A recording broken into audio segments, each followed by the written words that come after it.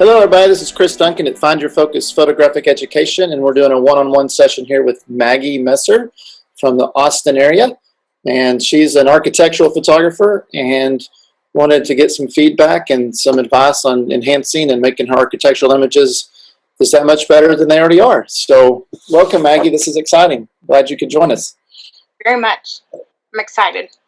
Okay, you sent me a list of things beforehand.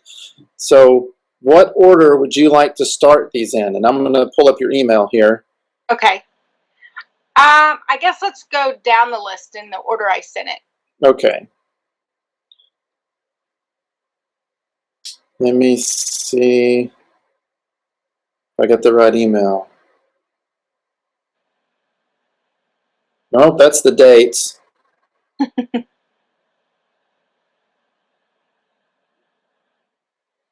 Okay. I see that you said your first five. Did you might have put it in the group, didn't you? Maybe you put it in the event page. Sorry. I did. Okay, that's why I couldn't find an email. Okay, you'd like to spend metering. We have this iconic 558. I guess I'm not familiar with that. You don't mean 358 or 758, do you? There's a 558? Yeah, it's I probably got it back in 2004. Put it in front of the camera where I can see it. I want to. Let me go grab it. Okay. So we look at her meter, and then she wants to know about which place to point the meter to get her base exposure. We can talk about that. Spot metering, ambient exposure, and mixing that with lights. The kiss of light. Okay. Dealing with chandeliers, ceiling fans, and such. So we got a full hour today with Maggie. Okay, that looks like a 758. There may be a little difference. Okay, that's good enough. I know how to work that one. Okay, so your first question was pretty self-explanatory, metering. Where do I point my meter to get my base exposure? To camera, to main light, to middle of room? So, and with a portrait, it's easy. I know that I'm going to aim it towards the camera and put it under my subject's chin, but in a room, I'm kind of lost on what becomes my point of placement. Okay, let me get my meter and I'll show you. Okay. Where'd it go? There it is. Well, I'm an advocate of always pointing the meter to the light source, no matter the subject. Okay. Okay, because that's what you're trying to get an evaluative measurement on. Okay. So the reason I say that, if let's say you were going to do a backlit portrait, and you metered the front of the face, well, you wouldn't get an accurate reading of your light. It's easy when the light's in front of our portrait to think, oh, camera or light, it's pretty close to the same general direction. Okay. If you can get in the mindset of always pointing this towards your light. And when I do architectural or commercial work that I have multiple lights highlighting certain areas that are sometimes very fine-tuned, sometimes are very broad, I will roll my dome in. Okay. So I don't get any outside influence. Okay. And then I will meter main light, auxiliary light, whatever. Okay. And then make notes of which are. So if my main light's F8 and this other light is F28, well, obviously that one's too much brighter than this one. So I either need to lower this one or bring this one up. Okay. And then I might put the dome out and do kind of around the room to make sure I don't have any really dark spots. That's kind of my workflow, though. Okay. That makes sense? Now, to measure the ambient light in the room before you get started, I think you'll probably need to point it. See, that's kind of tricky. Really, probably not up at the fixture, but not on the floor. Okay. And take several readings. And now I would do dome out because you're going to have window light coming in. You might have some light from a chandelier. There may be a table lamp over here. That's all going to add into the light of the room. Okay. Okay? Okay. The tricky thing with existing light if it's in your shot, the value of the light where it originates and where it is in your scene are really different. Okay. So if you meter the chandelier, if you put it right on the chandelier, it may be F16. Right. But on the floor, it may be F4. Because you're losing that much light as it leaves the chandelier. Okay. Okay. So I've got a few tips and tricks that can help you manage that. Okay. Okay. But your first question, metering, dome in towards all your different lights.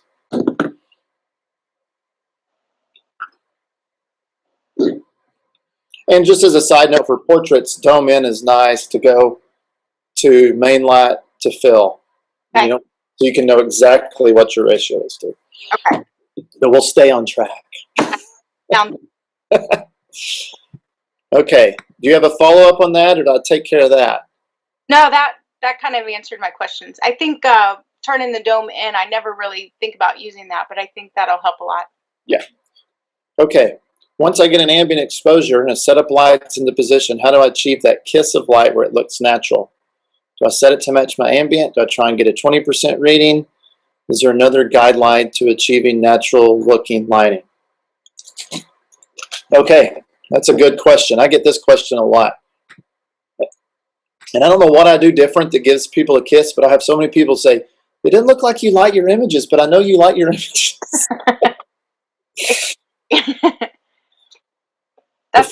Before we get into how you're going to set your meter, I think when you walk into a room, you need to look at where is the lighting already there. Okay. And where's the majority of it coming from? Okay. Is it coming from a window? Is it coming from the lamps or a light fixture in the ceiling? Where is that light coming from? Because you want to place when you start adding light to that, I call it augmenting the light. So we're not trying to fill or replace, we're trying to enhance what's already there. Okay. In architectural photography, it's really nice if you can show off the lighting that the home or the business has, and without making it look like it isn't lit by those things. Okay. Does that make sense? And so obviously a lot of light always comes down from the ceiling. Okay. But we also have a lot of light that typically comes in through a window, unless it maybe is a kitchen or a laundry room or some bathroom, something, that you don't have that light coming from a window. So I put a lot of my lights outside the window. Okay. So just to augment that, I want the room to look like there's daylight coming in, that it's flooding the room with natural light. That tends to appeal to a lot of contractors or homeowners, or architects. Oh, look at all this nice, beautiful light that's coming in the house without anything. So I'll put lights outside. Sometimes it's a bare bulb, sometimes it's an umbrella, whatever I feel like I need for the space. Okay. So that's one tip. Another tip is what I noticed in some of your images is you're having trouble controlling the brightness of the chandeliers. Yes. Or the light fixtures. Yes. There's two ways, really there's three ways you can do this. One, you can make several exposures and try to bracket for it, and then composite it later and post and add them that way. Okay, that's one option. Two, and I do this a lot, is I change out the light bulbs if they're going to be seen.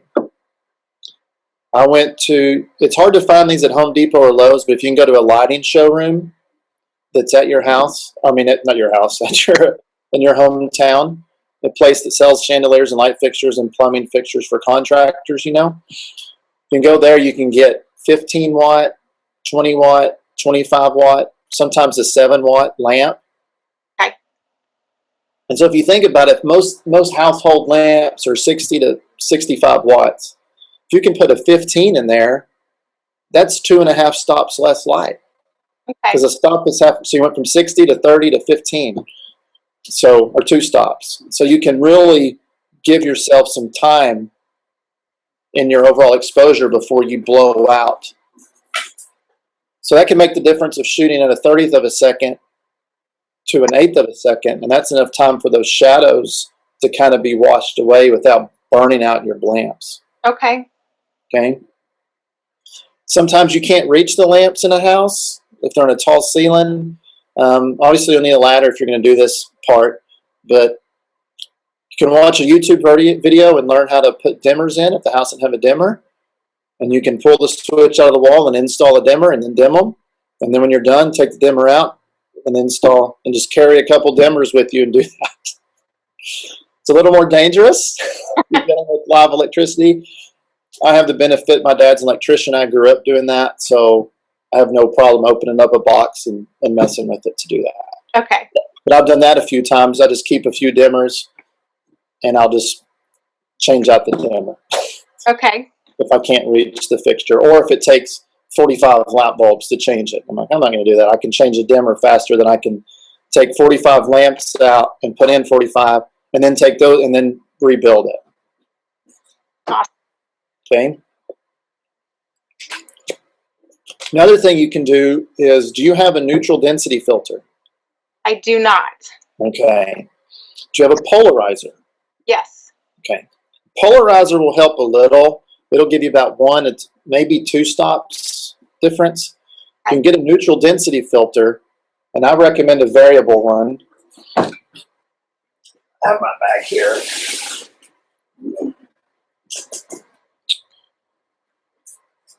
Because Maggie, I know you do enough work that you realize your shutter speed controls your ambient light and your aperture controls your strobe. So if we're going to flood the light with strobe, what normally happens is we have this really ugly shadow that comes off the ceiling fan or the chandelier, and it looks totally unnatural, right? So we try to make our shutter speed longer to let that shadow get less dense with the ambient light fill in that area, right? You're nodding, so you're following me.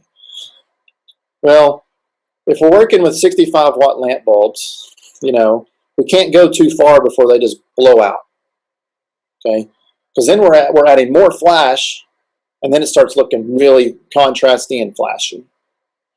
So I've learned to use a neutral density filter. I have a variable one. It's by Tiffin, and you can rotate it.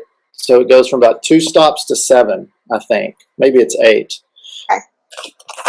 And what I'll do, now when you do this, it takes more light. You got to really put more light in it. Okay. But I can shoot now, I can go to 12 seconds or 8 seconds or 15 seconds, whatever I need. And maybe I have to pop my flash 3 or 4 times to get that, but it's giving me time to let that ambient take up some of that shadow. Okay. Okay. That's just something to experiment with. It's hard to meter that because your meter's still going to tell you what the light is. It doesn't know you have a 2-stop filter on your camera or 7-stop or whatever. So you have to do that math in your head. Okay. Okay. You can adjust your meter for that, but I don't recommend it because then you'll forget you adjusted your meter and you'll go to another job and you'll be like, what's going on? So I wouldn't recommend adjusting your meter. You can use your histogram for something like that. Okay. Okay. But if you do that, make sure you use mirror lockup. You have to take your flash trigger off your camera and fire it with your hand because you don't want to be shaking your camera. Okay. Does that help? Does that? Yes. Okay.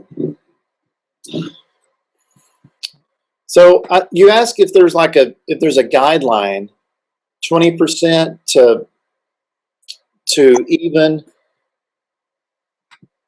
And if we were doing a portrait outside, I would tell you my sweet spot. I think in a house, I don't think there is a sweet spot. Okay. Because not that easy. it's not as easy. For one, most rooms, at least that I've seen, unless they're really well designed and the homeowner spent some serious bucks making sure everything was in there for a specific reason, you have lots of different contrast, you have lots of different color, and you have lots of tonal values. So if you go into a room and it's all beige and there's cream colored couches and there's white brick, that's really easy. It's all very close to the same tonal range. Versus if you have a dark hardwood floors with white trim with the leather sofa and then a naturally wood coffee table and then green plants. I mean, you've got values all over the place that you're trying to match up. So one's going to take more light, one's going to take less to kind of look natural. Okay. One's going to take more specific light on darker areas and less on lighter areas, and so forth. So unfortunately, I have not found a sweet spot for that. And I don't really look at that much when I'm doing houses. I do look at my ambient first. I don't want my flash to go above that. I do know that. Okay. So, because then it does start getting that flashy look. So I don't like that to go above it. Okay. Maybe if I put a light outside, I'm okay with that one being a little bit hotter, because natural daylight would be brighter and then fade across through the scene. Okay. So I'm okay with that one being a little bit hotter, but usually I don't like any lights inside brighter than it already is. Okay. Okay. Does that make sense? So, and I'm usually watching my shadows on the walls to know where that balance is, but I'm not looking at my meter to say, oh, this is at 30% or this is at 60 or this is at what. Okay.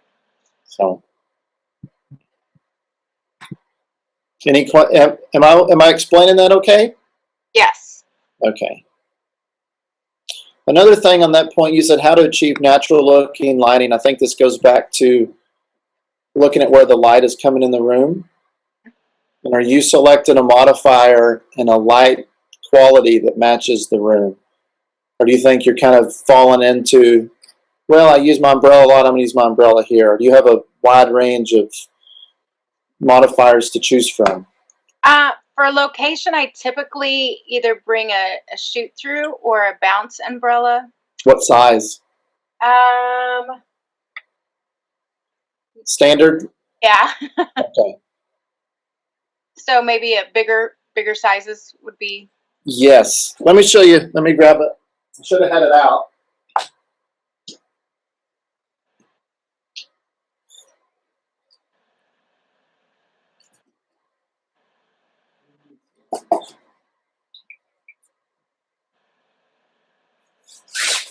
I use a 7-foot shoot through Okay.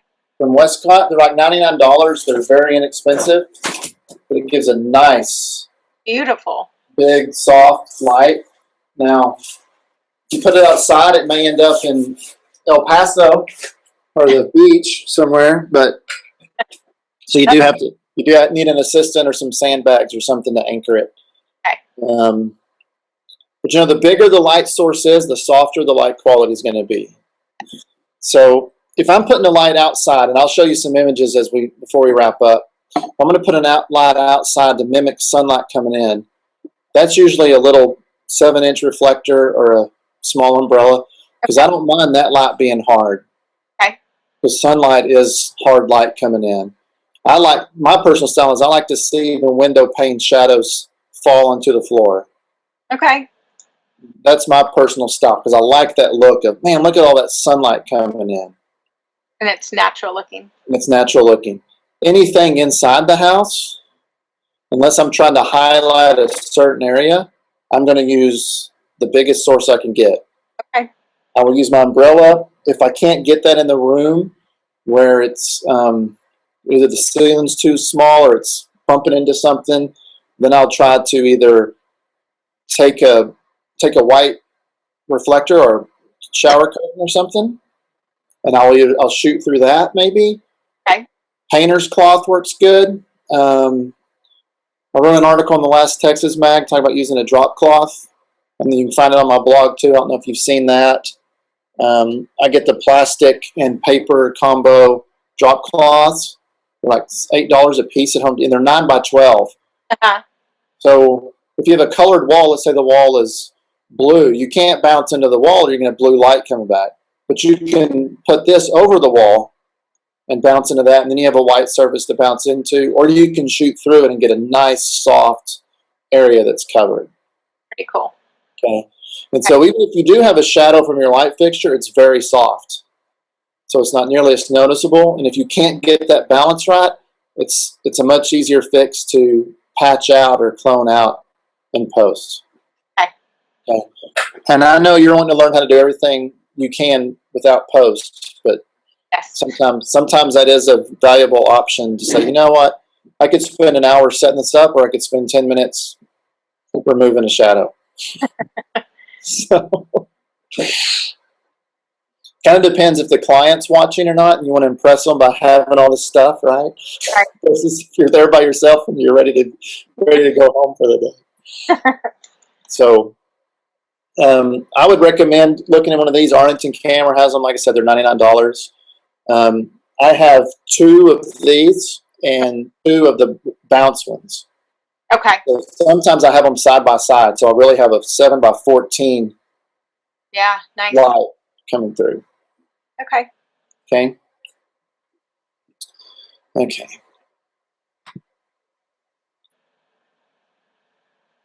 If you find your range is greater than 5 stops, because you want everything to print, my image looks too flashy. I know I'm missing the mark and not sure how to achieve natural lighting. Kind of goes back to question 2. Okay. I want to I think we've kind of hit that a lot already. Yeah. Another thing, it kind of sounds weird, but putting your lights outside, I think if you start doing that, you'll find out that you can really get a lot of light in the room. And it'll start looking natural because the light's coming from the place that you would expect it to come from. Yeah.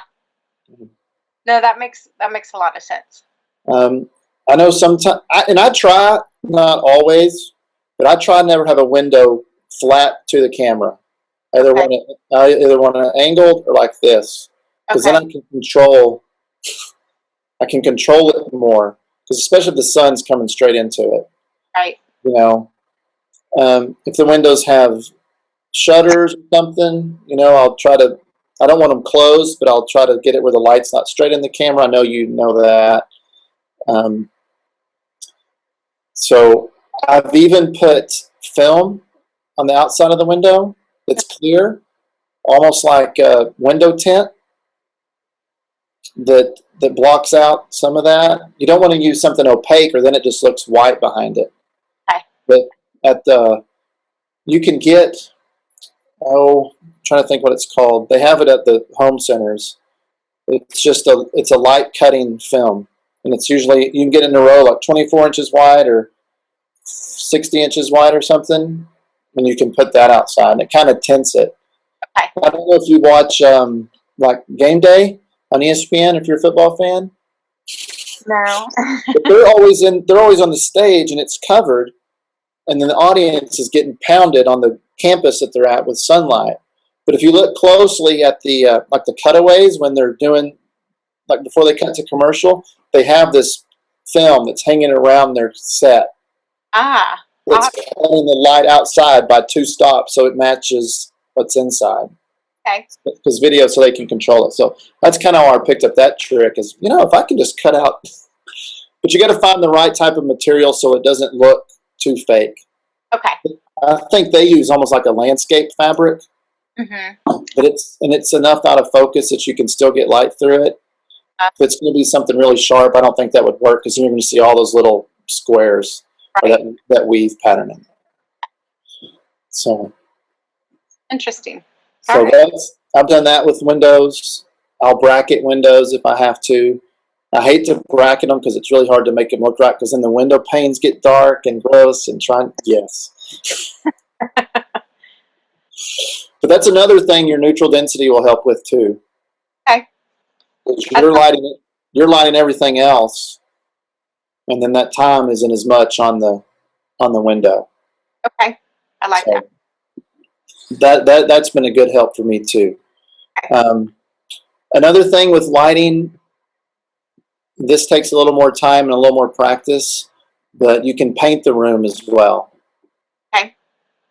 You'll probably want to use your neutral density for this. Okay. Or you can have the lights off. If you're doing a long enough exposure, you can have the lights off. You can either paint it with a flash, moving it around several times, using like a big flashlight and hitting areas. You know what I'm talking about, right? Yeah. Hitting the areas you want, and then flip the lights on and off really fast, just for a split second. Like I said, that takes a little more practice, and it takes longer to get the shot, but that all helps control some of those. Because if you're painting it and your windows are open, then you're just flooding light in with the windows. So I usually reserve painting for sometimes bathrooms, because I can highlight certain areas a little better, and then just barely flip on the lights to give me that look that's being lit by the room. Movie theaters and homes are really nice to paint, because there's no natural light there at all, right? Sometimes kitchens, depending on how the kitchen is laid out. Some of the houses in Lubbock, the kitchen doesn't open up to the outside. I don't know why. It's like in the middle. It's like in the middle of the house, and there's no windows in the kitchen. Sure. No. So that's a technique I use sometimes too. Okay. Okay. Dealing with chandeliers, ceiling fans, and hanging light fixtures. Is this about angle or position? I think we kind of hit that too a little bit. I don't want to keep beating the dead horse, but I want to make sure I get all your questions answered. Okay. When you say is it about angle, do you mean the angle of your lights or your camera angle? No, the angle of the light. I'm thinking about there's one image that I sent you of a kitchen with big pendulums. Yes. There's huge shadows. I mean, you could definitely see the shadows on the ceiling and maybe on the cabinets. I can't remember. Yes, I'm going to pull those up before we close. But I wanted to go through your list first I didn't want to get caught on an image and we not get to all your questions. Yeah, no. But I think I come across that a lot with, and they're everywhere, hanging lights, and I just feel like I always have, even dormers. I always get stuck with dormers, intrusions, and I have such a hard time lighting them without crazy shadows. Okay. Well, that's probably because your shutter speed's too fast. Okay. And I think because I'm trying to balance the light with the window outside. Okay. And I will push the window. I used to try not to do this. I would push the window. Let me rephrase. Now I'll push the window to the brightest point I can get it. Okay. And still be within my printable range, my 5-stop printable range. Okay. Because I don't mind a window being the brightest part of the scene in the house, because most of the time it is the brightest part of the scene. Now, that being said, if the outside of this room is just as important as the inside of this room, then I have to really bring it down. Yeah. So if it's a room that opens up to a pool, and you want to see how the outside can become the inside and vice versa, then you really have to worry. You have to control that. If it's just a window back in the corner, just to know that there's a window in the room, but outside of it maybe a brick wall or the neighbor's house, then I don't mind it going a little bit bright. Okay.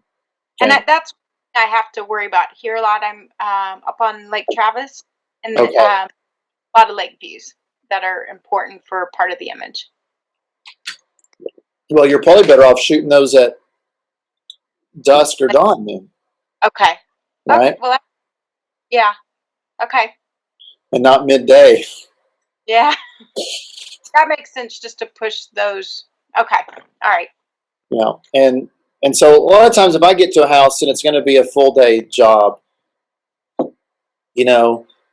course we don't have lakes here, so I don't have to worry about that as much. Sometimes we have pools or backyard areas I have to incorporate. But I'll try to get my exterior first, early morning before the sun comes up, and then I'll work on the west side of the house because the sun's coming through the east. And then as it gets midday, I start working towards the east side of the house and the sun's on the west. And then if I need to do a backyard view or something, then I'm doing that right at dusk. I mean, that would be my... Yeah. So that's so... That's so simple. It's so simple that you say it that way, but it makes complete sense. I mean, I think that solves a lot of issues just in that little sentence you said. Oh, good. And so don't be afraid to ask the client, now, which Okay, you want me to cover the master bedroom and the kitchen. Are these west facing, east facing?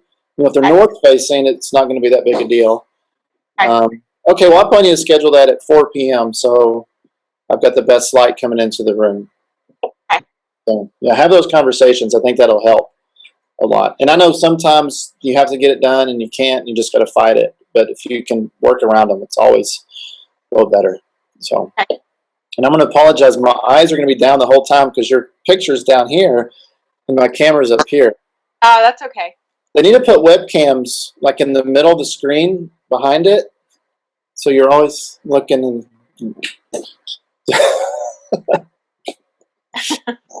just kind of irritating.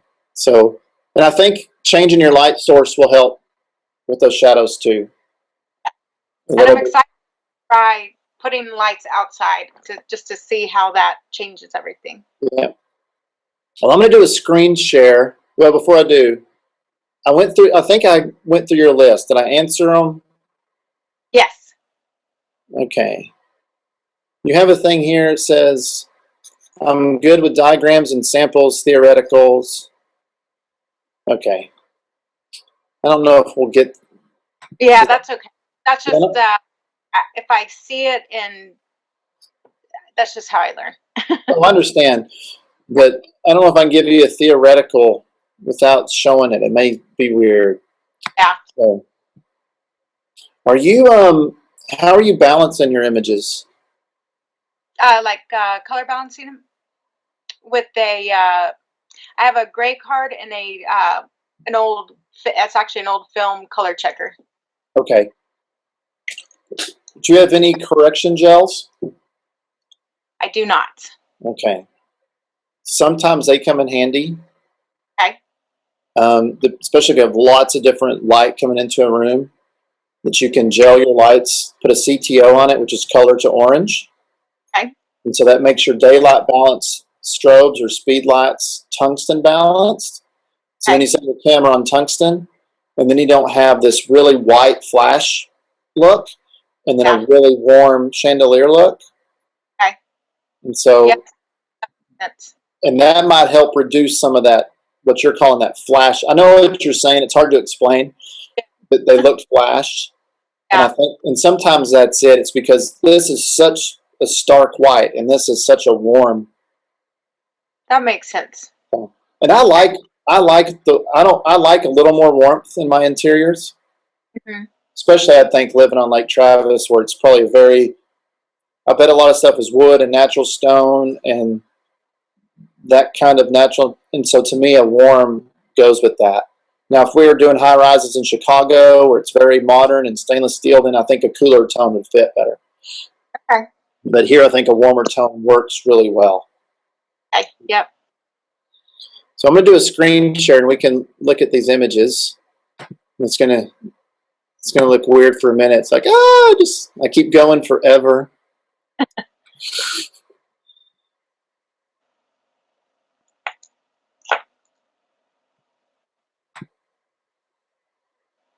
Okay, so there should be more images than that. So this is one you're talking about, those shadows, right? Yes. Yes. So I can tell by this that obviously your light is almost right behind you or to your left a little bit. Yes. But go ahead. Oh, I was going to say the walls went down really short. I can see that. Yeah, and it was just really tough to find a placement. And then on the camera far right, there was a bathroom. And I think if I remember right, I placed the light in there too. Well, it's bright on this. Let me go to slideshow. It's bright on this right-hand side, so yeah. I would have. And see there, I think your outside looks good. You brought that in. I think another 1/8 of a second on time here would have really helped you a lot. Okay. And let that sky go a little bit brighter. I don't think you're going to lose too much. That's my personal opinion. I don't think you're going to lose too much there.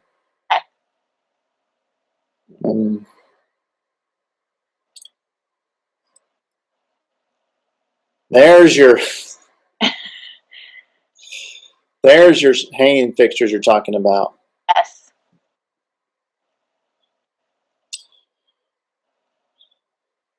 So you had 2 lights on this. Yes. You had your main and then your fill. Mm-hmm. Man, what a beautiful kitchen. Isn't that gorgeous? It was a It beautiful. is. The refrigerator's a mess. I always come across that too. Well, this would be a perfect room if you were to put that shower curtain or that painter's drop cloth that's 9 by 12. Can you see my mouse from that corner, left of the microwave, and ran it at an angle almost to your camera right here? And probably put 2 or 3 strobes behind it. Okay.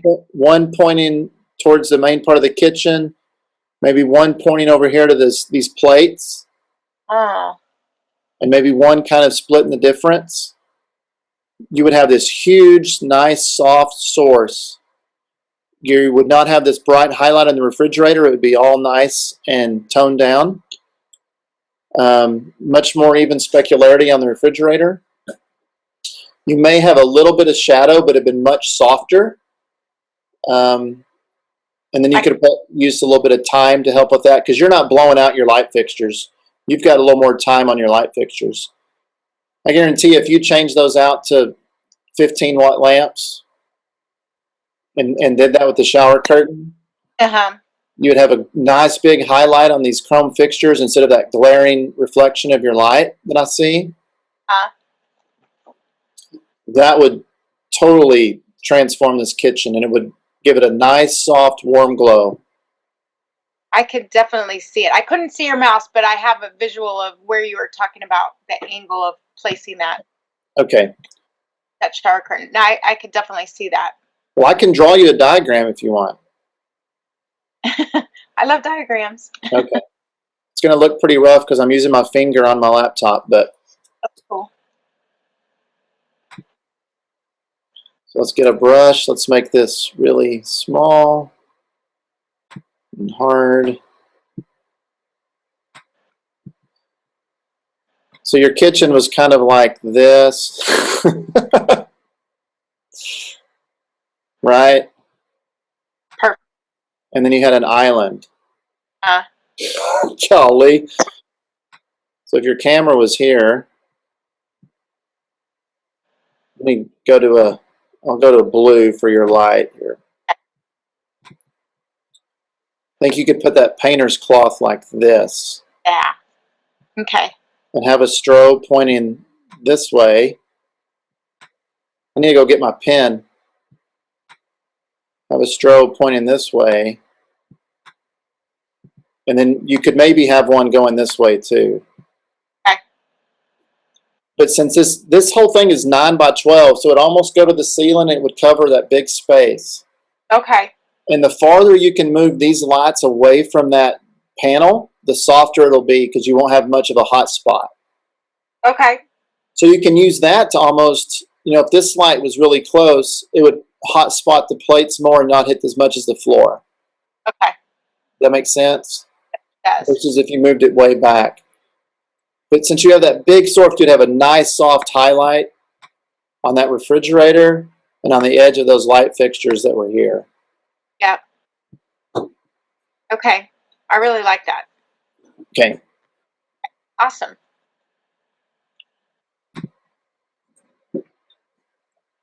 Let's see. Well, that's What? Go ahead. I was gonna say, do you ever add in like a light behind an island to kind of illuminate behind it? Sometimes I will. I usually won't do a bare bulb. I'll put it maybe a little grid because I don't want that light to hit the ceiling. Oh yeah. I would want that light to either light up this door or this refrigerator, or probably in this scene, that's where I would put, because that's the dark hole right there, is to the left of the refrigerator going into the pantry or whatever that area is there. Okay. So, okay. And use speed lights for that. Yes. And one thing I've done is I bought an extra speed light. I'm going to go where you can you see my face when I talk, or is it just my? It's just your screen. Okay. Let me stop that for a second. I will, it's hard if you're using two different triggering systems. Uh-huh. So I bought another speed light, and it's almost, I know it sounds stupid, but I will put it on low power by my strobes. So I can, because I can't optically slave my speed lights, but I can optically slave my strobes. Oh, yeah. And then I'm using my transmitter on my camera for my speed lights, and then having one of them hit my strobes. So then I can really light up those little places with just a little bitty speed light. That makes sense. And you don't have to buy an extra pocket wizards or anything like that to make it work. Yeah. So okay. It's actually cheaper to buy an extra speed light than buying 2 or 3 pocket wizards to connect, so. Absolutely. Okay. Okay, so let me go back. Goes into the Nexus here. So we're at this one. Okay, so you have a light upstairs. Yes, and it's hot, but yes. And you have a light to the right of the room. I can see the shadow from the bookcase. Uh-huh. So here is my thing with this. Okay. I can't justify the light on any of this except maybe the staircase. Okay. You can't prove to me that light is on the right side, and you can't disprove to me that light should be coming there. Because I'm not showing a light fixture, I'm not showing a window. So I think you put the light there because that was the best way to illuminate it. Yes. Okay.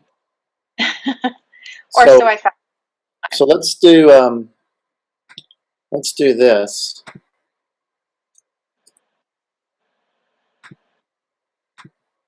And I'll try to draw better. So you have your stairs right here, right? And you have your window. And then you kind of have that little cabinet. Is that close enough? Yep. Your camera's here. And you have a light over here somewhere. Yes. Okay. If you were to look at this room, where is the light coming from? Don't tell me what's in the room, but if you just saw that picture, where's the light coming from? The door. The door. That's where I would put a light here, outside, coming in through that door. Okay. I think your light up here is okay because, as far as I know, there's a window on the top of that staircase or a skylight. Okay. I think that's okay. Okay. And since most of the light's coming this way, by coming this way, you're just countering it. Yeah. So what if you could put a light maybe right here that's still coming this way? And this would be a good time to use that big umbrella, because some of that spread would come this way. Okay. And then they're all meeting right here in the middle. I love it. Does that make sense? Does that help? It makes sense. Yeah. So then you have light coming from the staircase back this way and from this door back this way. And you would have this nice, for one, you to get more light outside, which would be nice on that sidewalk, like sunlight comes in. You'd have this nice shadow that falls here. You would still get light in this part of the room. Putting a light this way would help augment that without it looking fake. Yes. Because this shadow going up the stairs right here, the right-hand side of the stairs, to me, just screams that doesn't make sense. Okay. And you would have eliminated that by lighting from the left side. Okay. Are you with me? Completely. And then it would all appear that, oh man, it's all coming in from inside. What a nice. Yeah. Yeah. Okay. Good deal. Awesome. Okay, this was wanted to fill more. I liked your progression here. This is really good. I thought maybe you could see my mental thought process and Sure. our house because I think one of the shots, like, there's a wall missing. We're in the middle of remodeling. Okay. Are you getting new countertops? Yes, you don't like my. Okay, for some reason, where are the other ones? Oh, there they are.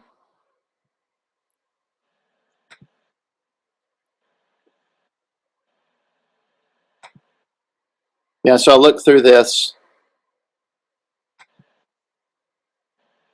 And you put a light in the pantry or the laundry room, Uh-huh. looks like. There's my missing wall on the right. Oh, I see it now. I didn't notice that before. Yeah, I think something like this too, Maggie. Uh-huh. There's nothing to tell me what's lighting it. Okay. So I think that would have been another place that you could have done a softer light. That fluorescent light is giving you a soft light anyway.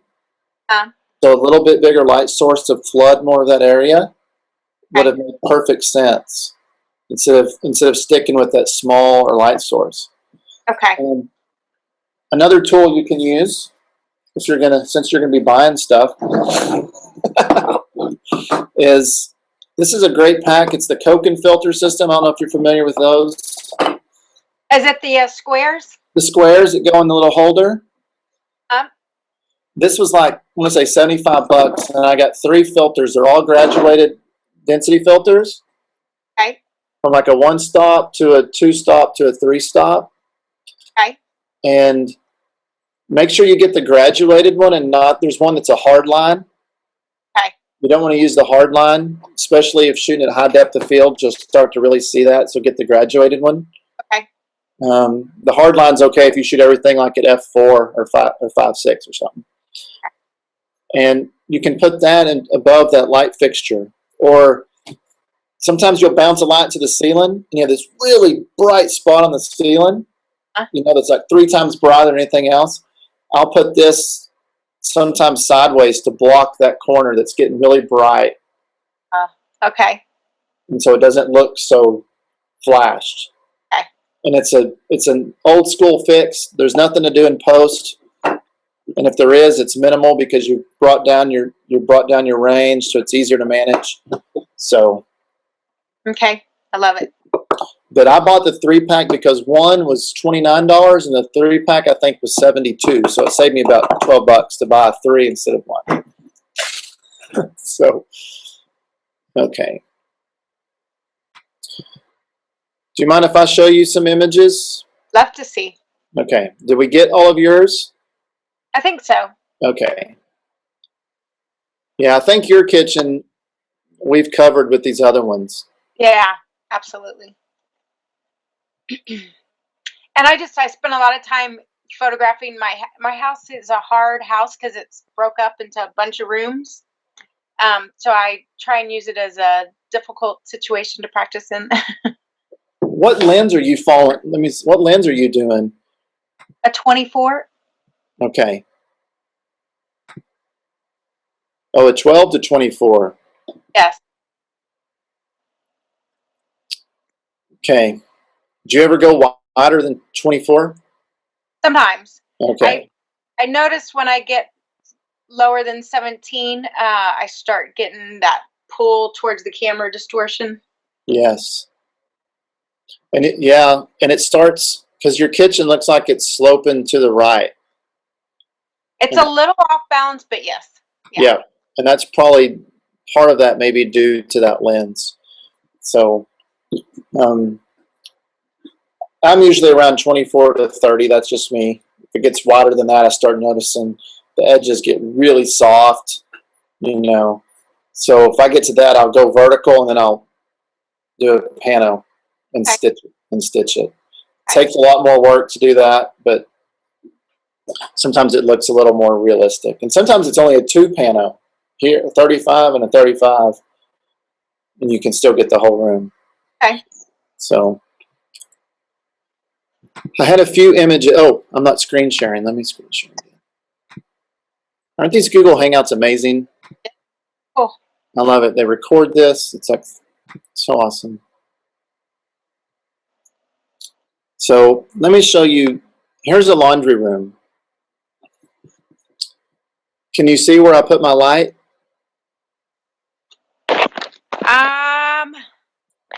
Out the window. Out the window. Oh, that's pretty cool. Yeah. This house had dimmers in it, so I was very fortunate. I didn't have to change any light bulbs. I was able to dim the lights. And I just put 2 lights outside, one pointing to almost right in front of my camera and one pointing towards that back wall. Okay. But it looks like I'm getting lots of natural light in that room. And that's it. There's nothing else. No other fill or bounce, or I let the ambient do the rest. Okay.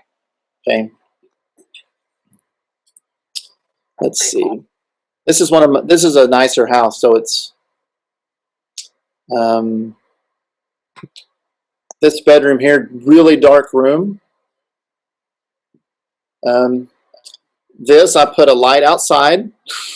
I know it seems weird, but I put a light outside, and then where you can't see behind this chair on the left side, I have my 7-foot shoot-through umbrella. Okay. And but I put it on that side because all the light, I assume, is coming from that window. You don't see any other place that I could have light coming from. So I wanted all the light trying to come left to right. Okay, that makes sense. And the dead giveaway is above the window. You can see the molding on the ceiling is a little brighter to the left, and then it falls off. Okay. And that's from my strobe there. Okay. And so I try to never cross lights. I want them all on the left side of the scene, I want them all on the right-hand side of the scene, or I want them all behind me, or whatever the case may be. Okay. I don't want them coming across each other. Now, I've been known to put a reflector, like in this doorway. I'd put a reflector out there to help bounce some light back in if that becomes a problem or something like that. Okay. But see how I still have a shadow from these lamps, right? Yeah. But I'm okay with that because the light's coming this way. Sure, I would have shadow from that light because it's coming through the window to create that shadow. But it's natural. Yes. It's not as obvious that it's not natural. Correct. Right. Let's see if I have here's a dining room where my lights are outside. I love doing this for breakfast rooms and stuff. Mm-hmm. Because when you think of a breakfast room, you think of a nice early morning. And so I just want that light. This was facing north in December, but I just wanted that light coming through. So I put my lights outside. Okay. And then I had one light behind me that had a grid spot that was lighting the painting because that painting went really, really dark. Oh, yeah. Okay. So, and I did this a while back. Oh, I'm getting an echo. Or I would have thought about taking pull-away shots. Here's another one. This is the other part of that room. I still have a light outside. And then I have a light in this doorway. But see how all the shadows are coming, like they're coming from that back window? That back window. Okay. I may have had a light behind the camera, just very slightly. I do not remember. Okay. So this is a little disadvantage. This house was lit beautifully. They had lots of dimmers, so I was able to do a lot of control. But like I said, I will change light bulbs and stuff like that. Okay. So let's see.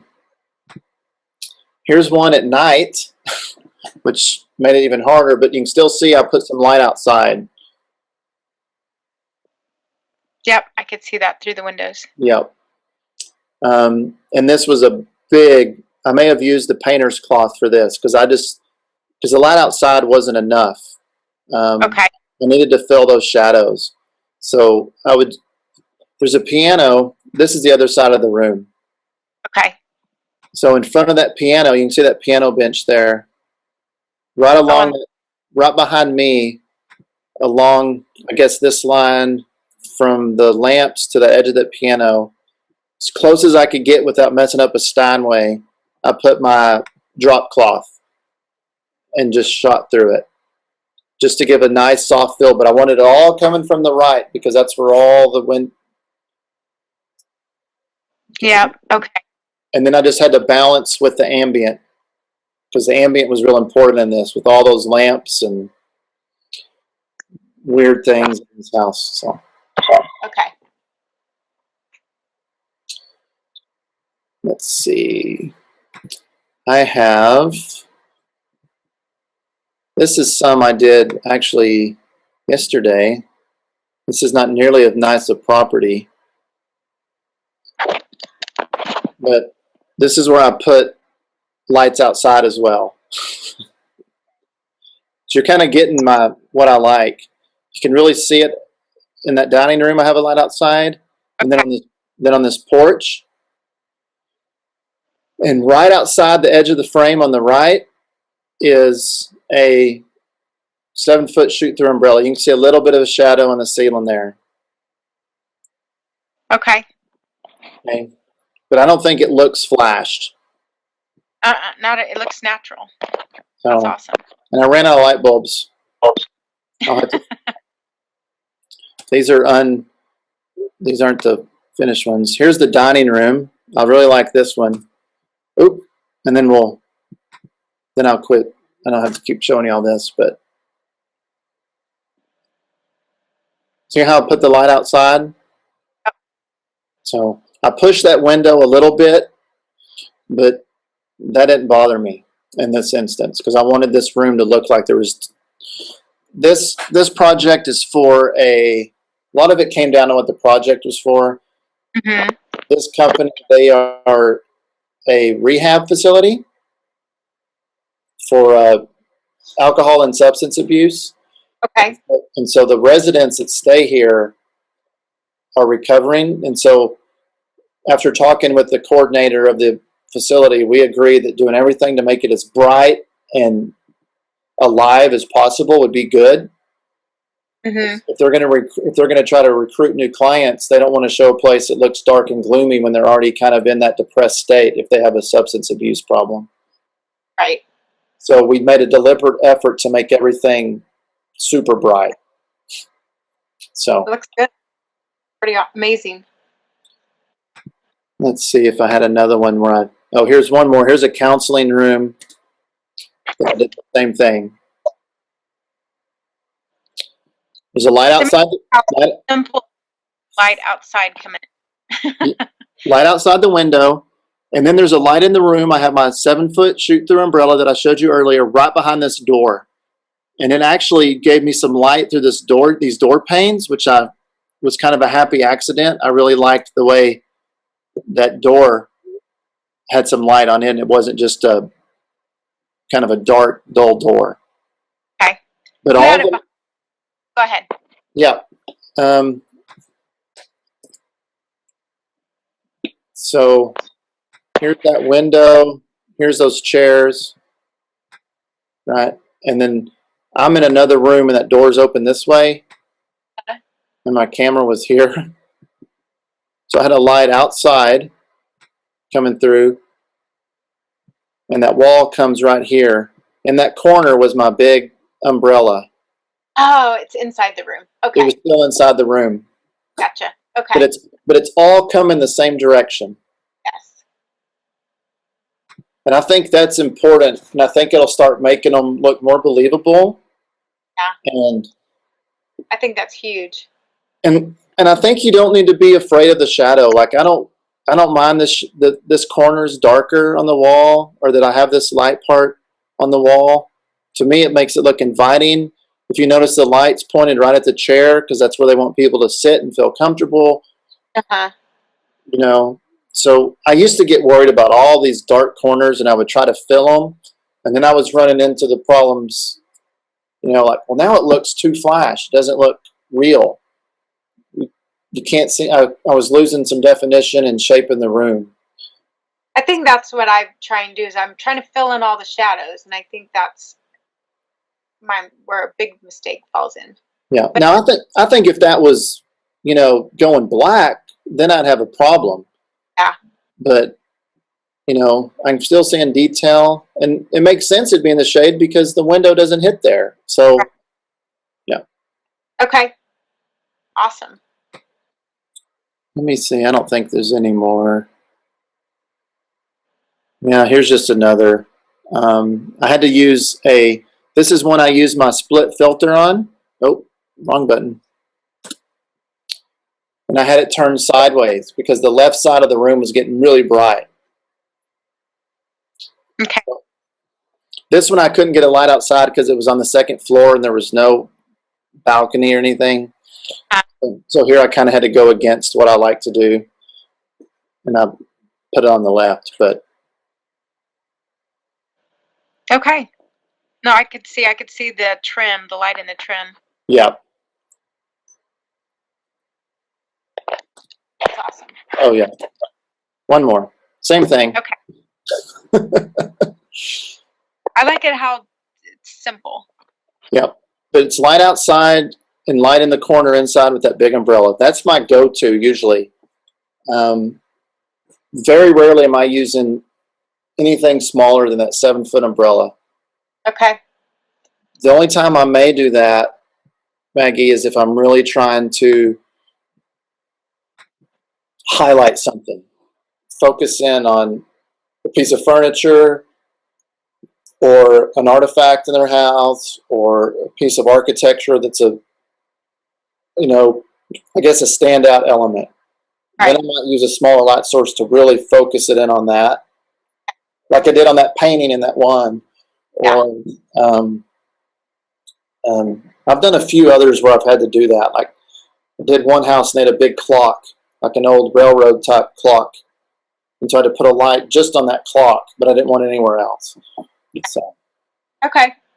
All right. Well, do you have any questions? I hope this time's been valuable for you and it's been worth your time and resource. But before I let you go, I want to make sure you don't have any follow-up questions.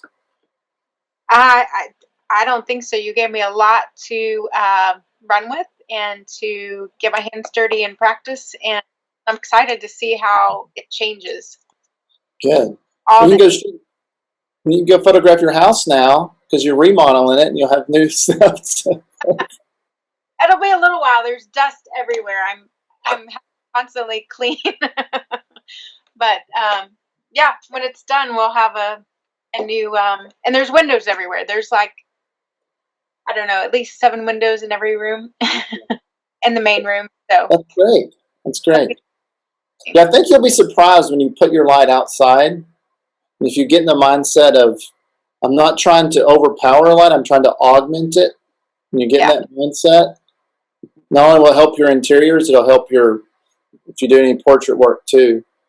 Oh, the sun's coming here. Why don't I light the same direction the sun's coming instead of... Yeah.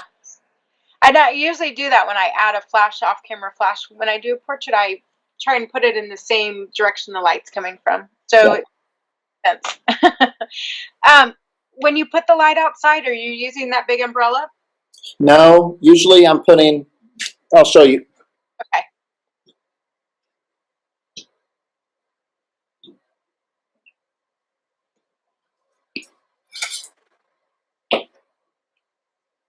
Little dome like this. Okay, little parabolic. Little parabolic. I have one that's a little bigger that I might use.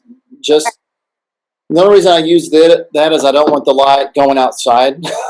Oh yeah. I don't want to waste all of my energy this way. I want it to kind of come focused. Okay. And I like seeing the shadows, the window panes. Some of my designers don't like that. If I explain, well, it looks like it's natural light, then they're kind of on board. Okay. I have put an umbrella on outside, and I have actually put the painter's cloth outside, but it takes like 4 sandbags and clamps and a little breeze and it falls over if they want a softer light coming in. Right.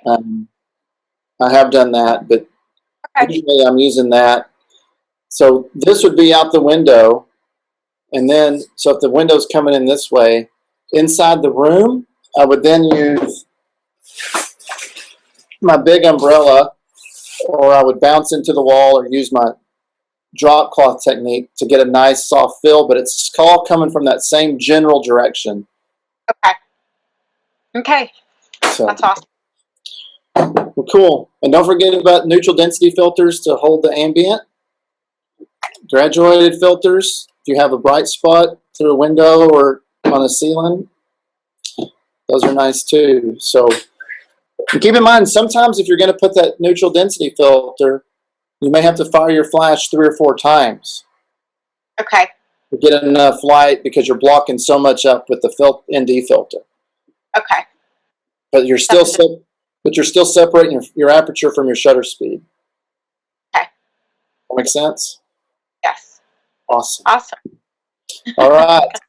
Well, thanks so much. I'm going to stop the broadcast. This will be recorded. When it's all, it takes a few hours to process it. I will get it uploaded and send it to you so you can watch me again for some reason. I don't know.